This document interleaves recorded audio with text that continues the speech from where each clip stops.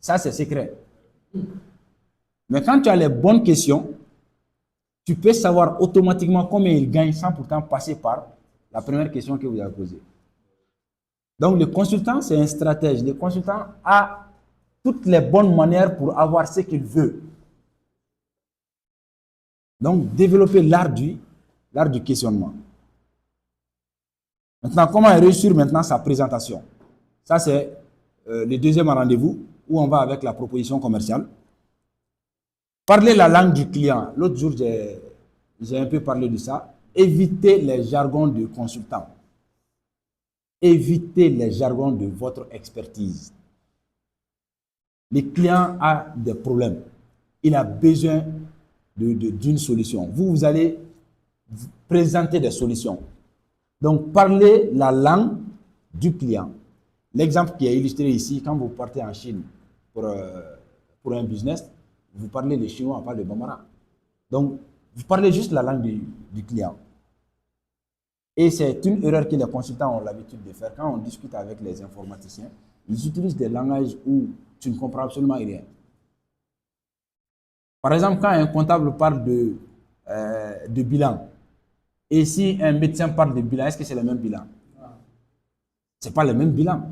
Un comptable parle de bilan, ça c'est dans son domaine.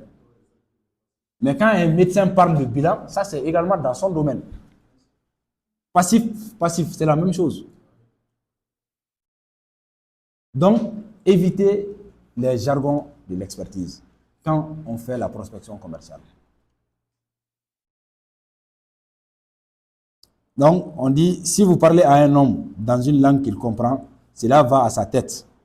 Si vous lui parlez dans sa langue, cela lui va droit au cœur. Nelson Mandela. L'art du questionnement. Le questionnement il doit avoir la pertinence, la perspicacité et bienveillance. Le sujet. Si vous demandez au client quels sont les sujets ou quelles sont vos préoccupations, peut-être il va beaucoup parler.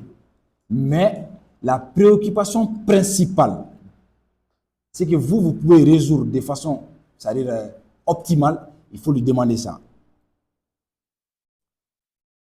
Et dans l'art du questionnement, votre objectif également, c'est l'écart entre le présent et le futur. C'est-à-dire là où vous venez tout de suite, je viens trouver cette entreprise-là, le point A, c'est à ce niveau. Maintenant, après moi, ma prestation, on doit être à ce niveau.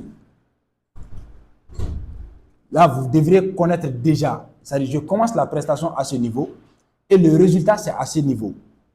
Pour qu'à la fin de votre prestation, il ne puisse pas y avoir de malentendus. Donc, vous devrez connaître l'écart avant d'y aller. Maintenant, comment réussir son deuxième rendez-vous? Il faut le tenir. Il y a des gens qui viennent en premier rendez-vous, ils proposent une date, ok, je reviens dans 2 semaines, je reviens dans 1 semaine, mais ils ne reviennent plus. Ou ils appellent seulement. Il faut tenir son langage. La proposition commerciale, c'est un support stratégique. Vous pouvez le faire en PDF, en copie dure, mais quand même, c'est un support stratégique. C'est un support stratégique dans toutes les entreprises. Maintenant, comment réussir maintenant une bonne proposition commerciale? D'abord, il y a le plan de travail. Il y a les 4 grandes parties d'une proposition commerciale, notamment le contexte dans lequel vous voulez chercher le marché. Il y a l'enjeu, il y a la méthodologie et le calendrier. Dans une bonne proposition commerciale, ce sont les 4 éléments qui doivent apparaître. Quel est le contexte? Quels sont les enjeux? Quelle est la méthodologie que je vais appliquer? Et le calendrier. Quand est-ce que je vais commencer et quand est-ce que je vais finir? Voilà. Et investir dans la forme. Quand on dit tout de suite que méfiez-vous du côté obscur de PowerPoint et que les diables se trouvent également dans les détails, c'est un peu à ce niveau. Investir dans la forme. Il faut investir. Il faut beaucoup investir. Il y a de ces structures où même il y a les papiers en tête dans beaucoup de structures. Il y a également les chemises où il y a le logo de la structure qui s'est personnalisé. Ça, ils sont en train d'investir. Il y a des porte-clés qui sont là. Investir dans votre structure. Maintenant, troisième clé de comportement. Ça, c'est investir. Généralement, les gens ont tendance à laisser la partie commerciale dans la structure. Lorsqu'ils ouvrent une boîte, lorsqu'ils sont consultants, ils se focalisent plus sur leur expertise que la partie commerciale. Il faut beaucoup investir dans la communication et la partie commerciale. Parce que votre expertise, ça se limite. Il y a un temps donné. Mais c'est la partie commerciale et la communication qui fait fonctionner la boîte pendant très longtemps. Donc, ne vous limitez pas seulement à votre expertise en disant seulement que vous êtes expert, vous connaissez le domaine. Investir dans la communication, investir dans la fonction commerciale de la boîte.